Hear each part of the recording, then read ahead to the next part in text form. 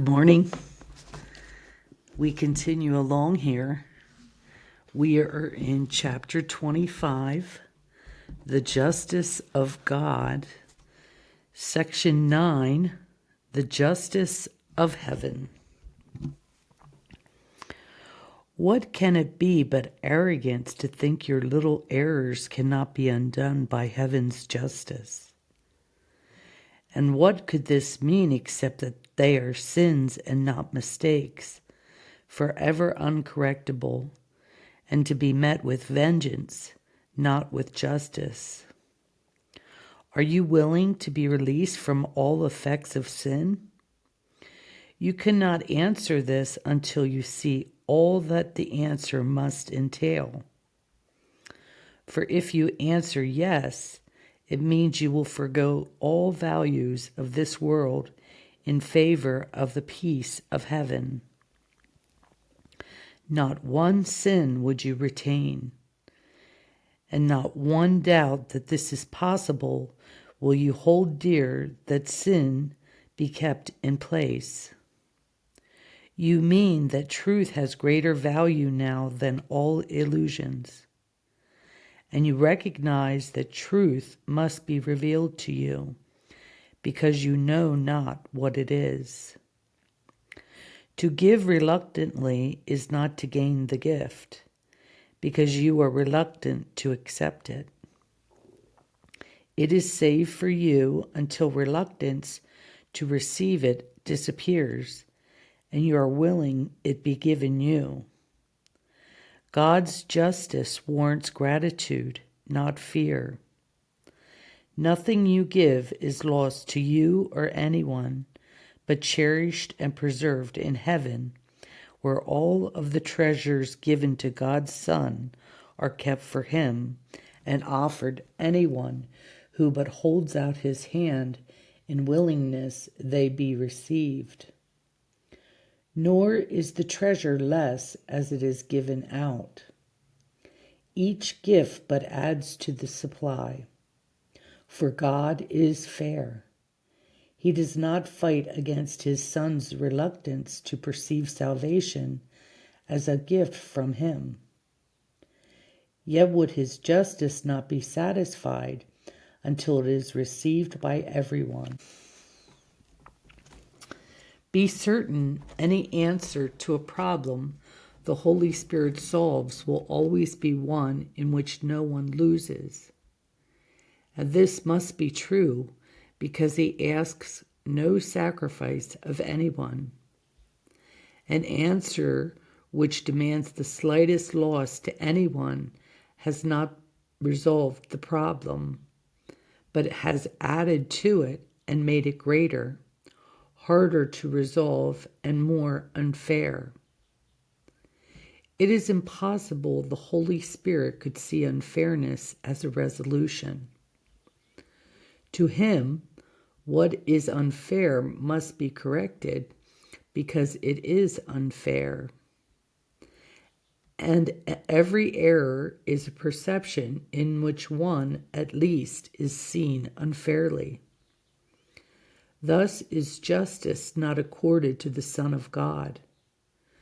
When anyone is seen as losing, he has been condemned, and punishment becomes his due instead of justice. The sight of innocence makes punishment impossible and justice sure. The Holy Spirit's perception leaves no ground for an attack. Only a loss could justify attack, and loss of any kind he cannot see. The world solves problems in another way. It sees a resolution as a state in which it is decided who shall win and who shall lose, how much the one shall take, and how much can the loser still defend. Yet does the problem still remain unsolved, for only justice can set up a state in which there is no loser, no one left unfairly treated and deprived, and thus with grounds for vengeance. Problem solving cannot be vengeance, which at best can bring another problem added to the first, in which the murder is not obvious. The Holy Spirit's problem solving is the way in which the problem ends. It has been solved because it's been met with justice. Until it has, it will recur, because it has not yet been solved. The problem that justice means no one can lose is crucial to this course. For miracles depend on justice, not as it is seen through the world's eyes, but as God knows it, as knowledge is reflected in the sight the Holy Spirit gives. No one deserves to lose, and what would be unjust to him cannot occur. Healing must be for everyone, because he does not merit an attack of any kind.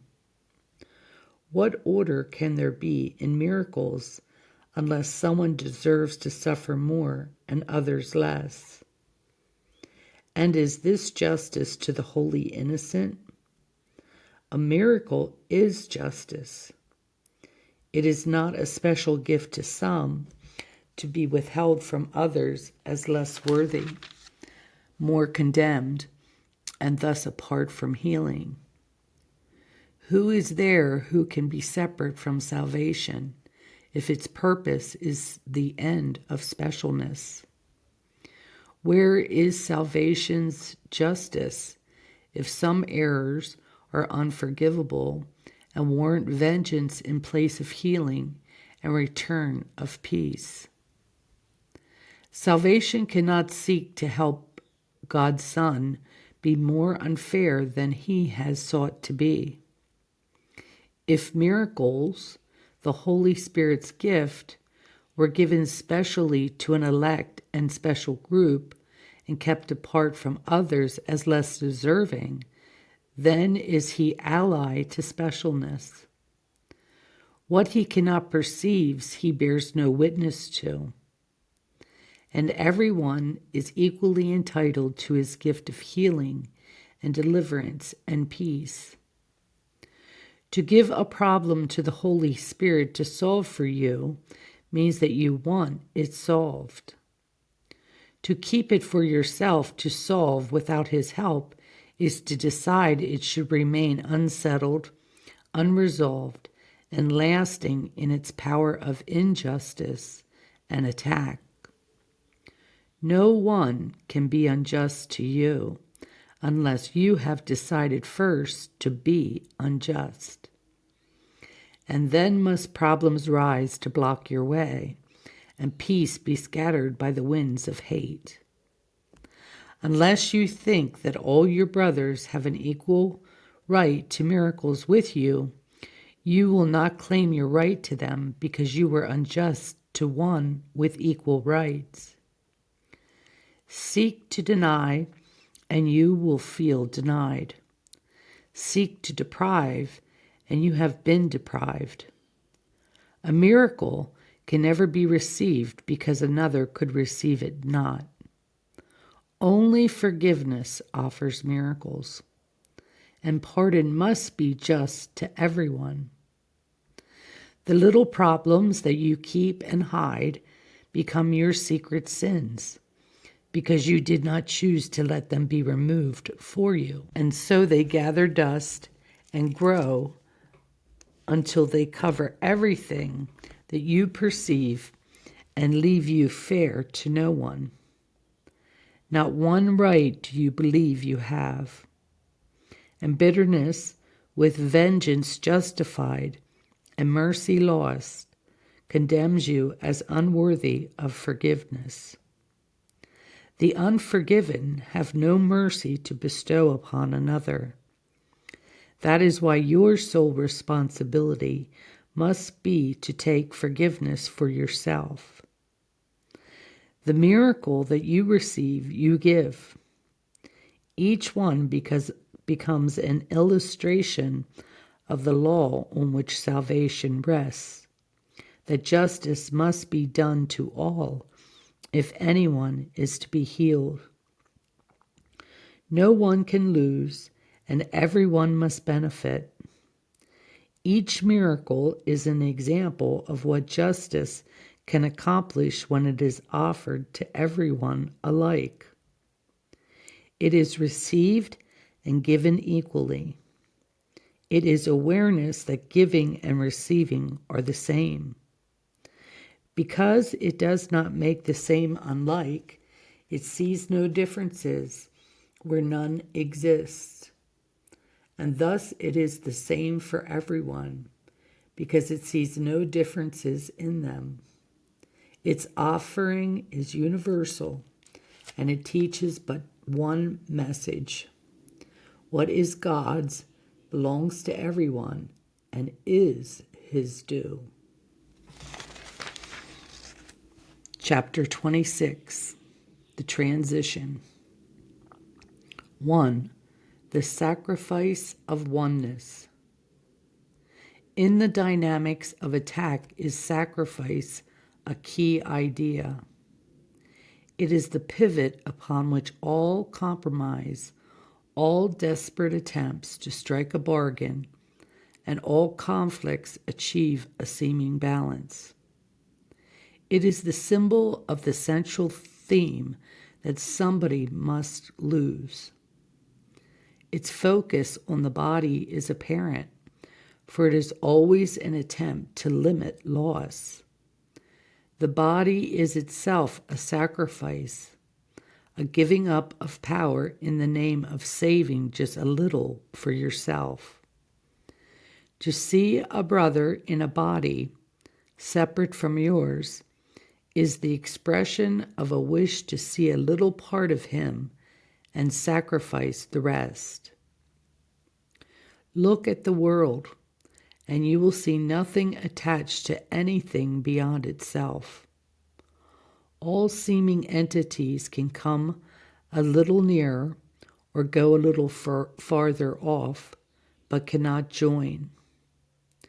The world you see is based on sacrifice of oneness. It is a picture of complete disunity and total lack of joining. Around each entity is built a wall so seeming solid that it looks as if what is inside can never reach without, and what is out can never reach and join with what is locked away within the wall. Each part must sacrifice the other part to keep itself complete. For if they joined, each one would lose its own identity, and by their separation are their selves maintained.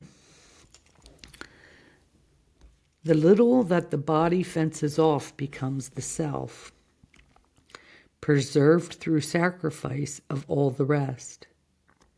And all the rest must lose this little part, remaining incomplete to keep its own identity intact. In this perception of yourself, the body's loss would be a sacrifice indeed. For sight of bodies becomes the sign that sacrifice is limited and something still remains for you alone. And for this little to belong to you are limits placed on everything outside, just as they are on everything you think is yours. For giving and receiving are the same. And to accept the limits of a body is to impose these limits on each brother whom you see. For you must see him as you see yourself. The body is a loss and can be made to sacrifice. And while you see your brother as a body, apart from you and separate in his cell, you are demanding sacrifice of him and you. What greater sacrifice could be demanded than that God's Son perceive himself without his Father, and his Father be without his Son? Yet every sacrifice demands that they be separate and without the other. The memory of God must be denied if any sacrifice is asked of anyone.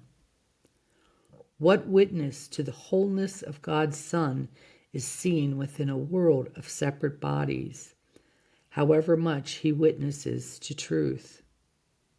He is invisible in such a world, nor can his song of union and of love be heard at all. Yet is it given him to make the world recede before his song, and sight of him replace the body's eyes.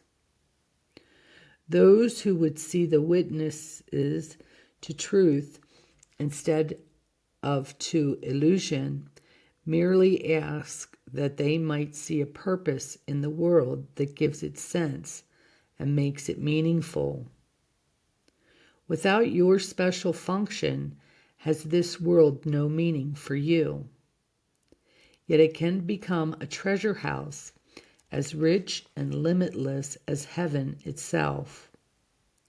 No instant passes here in which your brother's holiness cannot be seen, to add a limitless supply to every meager scrap and tiny crumb of happiness that you allot yourself. You can lose sight of oneness, but cannot make sacrifice of its reality. Nor can you lose what you would sacrifice, nor keep the Holy Spirit from his task of showing you that it has not been lost. Hear, then, the song your brother sings to you, and let the world recede, and take the rest his witness offers on behalf of peace. But judge him not, for you will hear no song of liberation for yourself, nor see what it is given him to witness to, that you may see it and rejoice with him. Make not his holiness a sacrifice to your belief in sin. You sacrifice your innocence with his, and die each time you see in him a sin deserving death. Yet every instant can you be reborn and given life again. His holiness gives life to you, who cannot die because his sinlessness is known to God, and can no more be sacrificed by you than can the light in you be blotted out, because he sees it not. You who would make a sacrifice of life, and make your eyes and ears bear witness to the death of God and of his holy Son, think not that you have the power to make of them what God willed not they be. In heaven, God's Son is not imprisoned in a body, nor is sacrificed in solitude to sin. And as he is in heaven, so must he be eternally and everywhere. He is the same forever, born again each instant, untouched by time, and far beyond the reach of any sacrifice of life or death.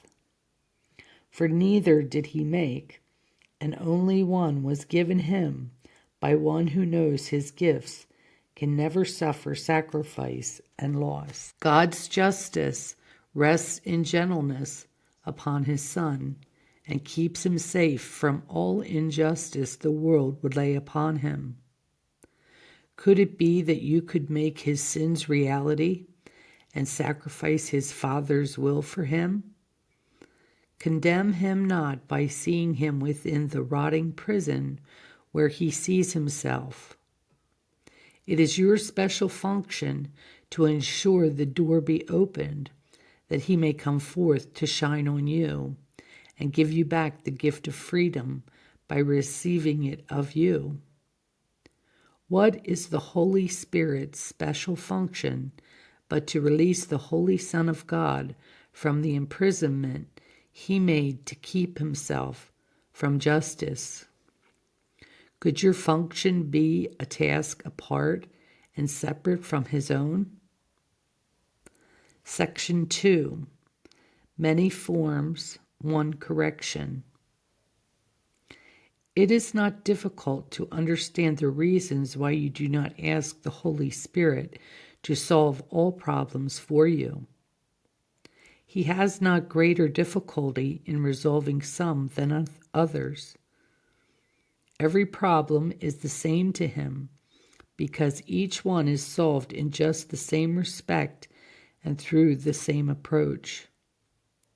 The aspects that need solving do not change, whatever form the problem seems to take. A problem can appear in many forms, and it will do so while the problem lasts. It serves no purpose to attempt to solve it in a special form.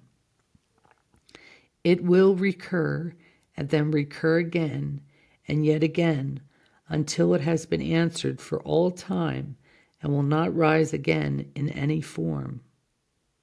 And only then are you released from it.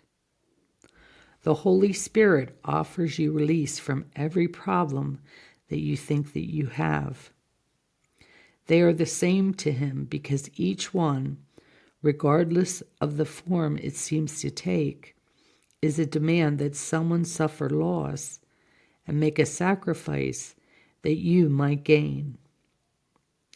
And when the situation is worked out so no one loses, is the problem gone, because it was an error in perception that now has been corrected. One mistake is not more difficult for him to bring to truth than is another. For there is but one mistake. The whole idea that loss is possible and could result in gain for anyone. If this were true, then God would be unfair. Sin would be possible, attack be justified, and vengeance fair. This one mistake in any form has one correction. There is no loss. To think there is a mistake. You have no problems, though you think you have, and yet you could not think so if you saw them vanish one by one, without regard to size, complexity, or place in time, or any attribute which you perceive that makes each one seem different from the rest. Think not the limits you impose on what you see can limit God in any way. The miracle of justice can correct all errors. Every problem is an error. It does injustice to the Son of God, and therefore is not true. The Holy Spirit does not evaluate injustices as great or small, or more or less. They have no properties to him. They are mistakes from which the Son of God is suffering, but needlessly. And so he takes the thorns and nails away. He does not pause to judge whether the hurt be large or little. He makes but one judgment, that to hurt God's Son must be unfair, and therefore is not so. You who believe it safe to give but some mistakes to be corrected, while you keep the others to yourself, remember this: justice is total. There is no such thing as partial justice. If the Son of God is guilty, then is he condemned, and he deserves no mercy from the God of justice. But ask not God to punish him, because you find him guilty and would have him die. God offers you the means to see his innocence. Would it be fair to punish him because you look not at what is there to see? Each time you keep a problem for yourself to solve or judge that it is one that has no resolution, you have made it great and past the hope of healing. You deny the miracle of justice can be fair. If God is just, then can there be no problems that justice cannot solve. But you believe that some injustices are fair and good and necessary to preserve yourself. It is these problems that you think are great and cannot be resolved. For there are those you want to suffer loss, and no one whom you wish to be preserved from sacrifice entirely. Consider once again your special function. One is given you to see in him his perfect sinlessness. And you will ask no sacrifice of him, because you could not will he suffer loss. The miracle of justice you call forth will rest on you as surely as on him. Nor will the Holy Spirit be content until it is received by everyone. For what you give to him is everyone's, and by your giving it can he ensure that everyone receives it equally. Think then how great your own release will be when you are willing to receive correction for all your problems. You will not keep one, for pain in any form you will not want. And you will see each little hurt resolved before the Holy Spirit's gentle sight. For all of them are little in his sight, and worth no more than just a tiny sigh before they disappear, to be forever undone and unremembered. What seemed once to be a special problem, a mistake without a remedy, or an affliction without a cure, has been transformed into a universal blessing. Sacrifice is gone, and in its place the love of God can be remembered, and will shine away all memory of sacrifice and loss. God cannot be remembered until justice is loved instead of feared. He cannot be unjust to anyone or anything, because he knows that everything that is belongs to him and will forever be as he created it. Nothing he loves but must be sinless and beyond attack. Your special function opens wide the door beyond which is the memory of his love kept perfectly intact and undefiled. And all you need to do is but to wish that heaven be given you instead of hell, and every bolt and barrier that seems to hold the door securely barred and locked will merely fall away and disappear. For it is not your Father's will that you should offer or receive less than he gave when he created you in perfect love. Okay, we're going to stop there. We're going to stop at chapter 26, the transition, section 3, the borderland is where we'll begin tomorrow. Okay, thank you. Have a blessed day.